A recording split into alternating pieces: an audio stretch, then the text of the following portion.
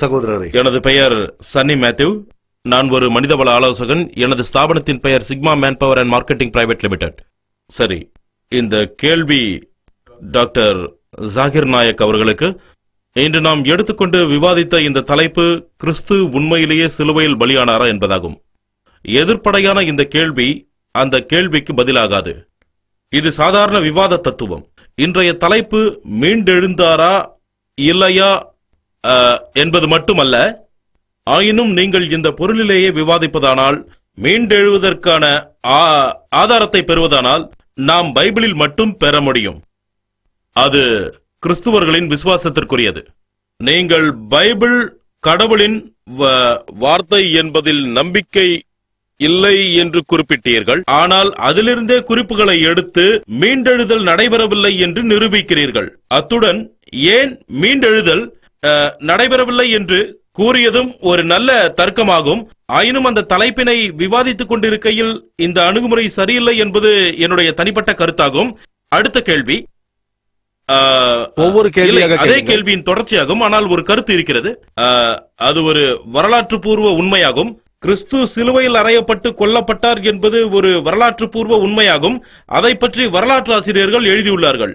ஒரு யூத வரலாற்று ஆசிரியர் ஜோசபஸ் என்று அழைக்கப்படுபவர் இயேசுவின் சிலுவை பலியை பற்றி எழுதியுள்ளார். அது ஒரு ரகசியம் அல்ல. அந்த ஊர்வலத்தில் மக்கள் அவரை துன்புறுத்தினார்கள், பிறகு சிலுவையில் ஏற்றினார்கள். அதில் கிறிஸ்து சாகவில்லை என்றால் பிறகு கிறிஸ்துவுக்கு என்ன நடந்தது? அவர் எங்காவது ஒளிந்திருந்தாரா? அவரது உடல் சிலுவையிலிருந்து கீழே இறக்கப்பட்டதும் அங்கு ஏராளமான மக்கள் அதை கண்டார்கள். இதை எப்படி நீங்கள் மறுக்க முடியும்? கூறுங்கள். இறுதியாக மேலும் ஒரு தொடர்புடைய கேள்வி. நான் தான் கடைசியாக கேள்வி கேட்கும் நபர். சொல்லிவிடுகிறேன், பிறகு கேளுங்கள். ஏற்கனவே 4 கேள்விகள் கேட்டுவிட்டீர்கள். நீங்கள் கேட்கலாம், பிரச்சனை இல்லை. நான் நடுவரை அனுமதிக்க சொல்கிறேன். எனக்கு இன்னொரு வாய்ப்பு கிடைக்குமா? கண்டிப்பா. நீங்கள் அளிப்பீர்களா? சகோதரரே, சரி, கடைசி வாய்ப்பு. சகோதரரே, நான் அவரது கேள்விகளுக்கு கேட்ட 3 கேள்விகளுக்கும் அவரை பதில் சொல்ல விடுவோம். நேரம் இருந்தால் தொடர்வோம். சகோதரரே, இது கேள்வி பதில் நேரம். நீங்கள் கேள்வியை மட்டும் கேட்க அனுமதிக்கப்படுகிறீர்கள். சகோதரர் 4 கேள்விகள் கேட்டார். கேள்விக்கு பதில் வேண்டும். சகோதரரே, நான் அதைத்தான் கேள்வி பதில் நேரம்.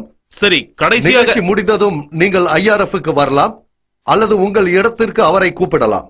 எதற்கு நீங்கள் சம்மதிக்கிறீர்களோ அப்படி செய்யலாம். நிகழ்ச்சி முடிந்ததும் அப்படி செய்யலாம். இப்போது என்னால் அதை அனுமதிக்க முடியாது.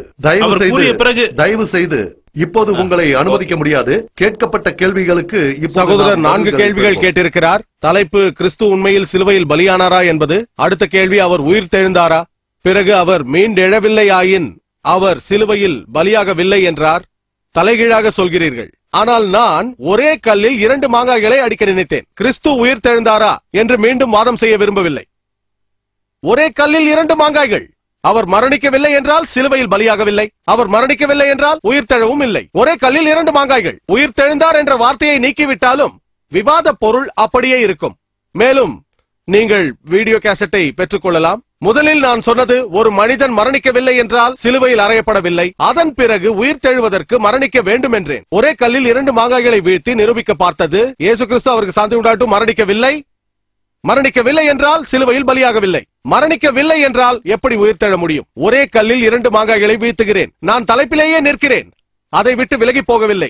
ஏனென்றால் இது இரண்டுமே முக்கியமானது. பவுலின் கூற்றுப்படி 1 கொரிந்தியர் அதிகாரம் 15 வசனம் 14 கிறிஸ்து மரித்து உயிர் தெழவில்லை என்றால் எங்களின் பிரசங்கங்களும் வீண்தான், உங்கள் விசுவாசமும் வீண்தான். ஆகவே ஒரே கல்லில் 2 மாங்காய்களை வீழ்த்த பார்க்கிறேன். உங்கள் அடுத்த கேள்விக்கு வருகிறேன். நீங்கள் சொன்னீர்கள், யூத வரலாற்று ஆசிரியர்கள் அவர் மரணித்தார் என்கிறார்களே என்றீர்கள். உங்களுக்கு ஒன்று தெரியுமா? இயேசு உண்மையில் சிலுவையில் அறையப்பட்டார் என்பதை பற்றி எழுதப்பட்டதை விட சிலுவையில் அறையப்படவில்லை என்று 2 மடங்கு எழுதப்பட்டிருக்கிறது. வரலாற்று ஆவணங்கள். நீங்கள் IRF-க்கு வரலாம். வெஞ்சூரி என்ற ஜெர்மன் தத்துவ ஞானி கூறியதை இங்கு கூற விரும்புகிறேன். அவர் சொன்னார், பவுல் சொல்லியிருக்கிறார், நீங்கள் கொடுக்கும் பெயர்களை விட 2 மடங்கு என்னால் கொடுக்க முடியும். வரலாற்று ஆசிரியர்கள், முஸ்லிம்கள் அல்ல, கிறிஸ்தவர்கள், முஸ்லிம் அல்லாதவர்கள், அவர்கள் பெயரை சொல்கிறேன். 4வது கேள்வி, இயேசு கிறிஸ்து மரணிக்கவில்லை என்றால் அவருக்கு என்னவாயிற்று? பூமிக்கு அடியில் சென்று விட்டாரா என்று கேட்டீர்கள். என் பேச்சை நீங்கள் கவனிக்கவில்லை. என் மறுப்பையும் கவனிக்கவில்லை, கேள்வி பதிலையும் கவனிக்கவில்லை. நான் தெளிவாகவே சொன்னேன். திருக்குரான் சூரா அன்-நிசா அத்தியாயம் 4 வசனம் 157 வமா கத்தலூஹு வமா ஸலபூஹு அவர்கள் அவரை கொல்லவும் இல்லை, சிலுவையில் அறையவும் இல்லை. ஆனால் அவர்களுக்கு ஒருவன் ஒப்பாக்கப்பட்டான். அடுத்த வசனம் சூரா நிசா அத்தியாயம் 4 வசனம் 158 அல்லாஹ் சுப்ஹானஹு வ தஆலா அவரை தன் பக்கம் உயிரோடு உயர்த்தி கொண்டான் என்று சொல்லப்படுகிறது. இதை ஏற்கனவே சொன்னேன். தன்னிடம் அவரை உயிரோடு உயர்த்தி கொண்டான். அல்லாஹ் சுப்ஹானஹு வ தஆலா இயேசு கிறிஸ்துவை தன் அளவில் உயிரோடு உயர்த்தி கொண்டான். இது குறித்து சூரா ஆல இம்ரான் அத்தியாயம் 3 வசனம் 55 வருகிறது. உயிரோடு உயர்த்தப்பட்டார்.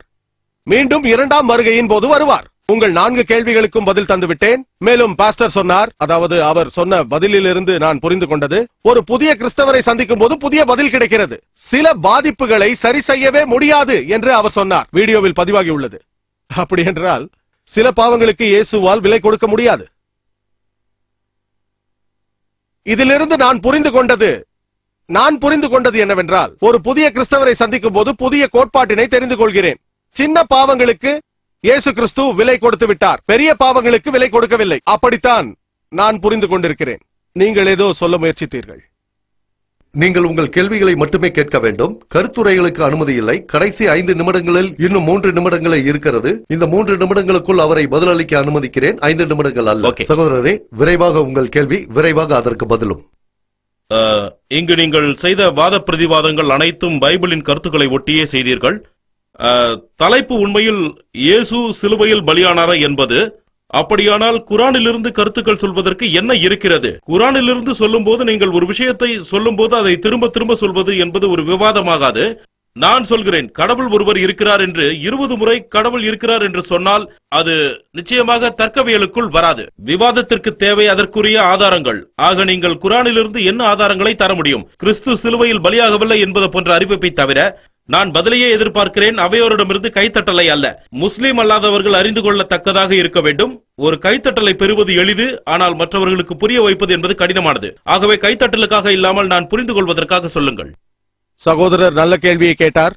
அதாவது நான் ஒரு அறிவிப்பை தந்தால் அது உண்மையாகி விடாது என்றார். ஆதாரப்பூர்வமானதாக இருக்க வேண்டும். அதை நான் ஏற்றுக்கொள்கிறேன். இயேசு கிறிஸ்து சிலுவையில் அறையப்படவில்லை என்று குரானில் இருந்து நான் ஆதாரம் காட்டினால் நீங்கள் அதை ஏற்க தேவையில்லை. ஏன்? உங்களை பொறுத்தவரை திருக்குரான் ஆதாரப்பூர்வமானது அல்ல. அதில் எனக்கு பிரச்சனையும் இல்லை. ஆனால் முஸ்லிம்களுக்கு ஆதாரப்பூர்வமானது. அவர்களுக்கு அது இறைவனுடைய வார்த்தைகள். அந்த ஆதாரம் அவர்களுக்கு போதும். இயேசு கிறிஸ்துவிற்கு நடந்ததை பற்றி பைபிளில் இருந்து நான் சொன்னால் முஸ்லிம்களுக்கு அது ஆதாரமாகாது, ஆனால் கிறிஸ்தவர்களுக்கு ஆதாரமாகும். நீங்கள் பைபிளை இறைவனுடைய வார்த்தைகள் என்று நம்புகிறீர்களா? நல்லது, நம்புகிறார். பைபிளில் இருந்து இயேசு கிறிஸ்து சிலுவை பலி ஆகவில்லை என்று நிரூபித்திருக்கிறேன். பிறகு வரலாற்று ஆதாரங்கள் எதற்கு? இந்த ஆதாரங்கள் இறைவனுடைய வார்த்தையை விட மேலானதா? கைத்தட்டாதீர்கள். அவர் அதை விரும்பவில்லை, புரிந்து கொள்ள விரும்புகிறார். இது என்னுடைய நம்பிக்கை சம்பந்தப்பட்டது. இந்த ஆதாரங்கள் விசுவாசம் சம்பந்தப்பட்டவையாகையால் அது நல்லது. சரியாக சொன்னீர்கள். நீங்கள் ஏற்றுக்கொண்டீர்களா இல்லையா? கிறிஸ்தவர் அல்லாதவர்களுக்காக இதை நான் கூறவில்லை. அவர்களை நம்ப வைக்க என்னால் வரலாற்று ஆதாரங்களை தர முடியும். புது விவாதமே நடத்தலாம். ஒரு கிறிஸ்தவர் அல்லாதவர் வந்து பைபிள் அங்குன்றும் இங்குன்றுமாக மேற்கோள் காட்டுவதை ஆதாரமாக எடுத்துக்கொள்ள முடியாது. யார் சொன்னது? அதாவது நீங்கள் சான்றுகளை சுட்டிக்காட்டியது சரிதான், ஆனால் அவைகள் தவறான இடங்களில் இருந்து மேற்கோள் காட்டப்பட்டுள்ளன. என் மீது சகோதரர் குற்றம் சாட்டியுள்ளார். தவறான இடங்களில் இருந்து சரியான சான்றுகளை தந்திருக்கிறேன். அப்படியானால் நீங்கள் தாருங்கள். எனக்கு எந்த பிரச்சனையும் இல்லை. புரிந்து கொள்ள நடக்கும் நட்பு ரீதியான விவாதம் இது. நீங்கள் ஐஆர்எஃப் வாருங்கள். நீங்கள் சொல்லுங்கள், நாம் வாதம் செய்வோம். நீங்கள் தாராளமாக வரலாம். நான் நிச்சயம் அங்கு வந்து சந்திக்கிறேன்.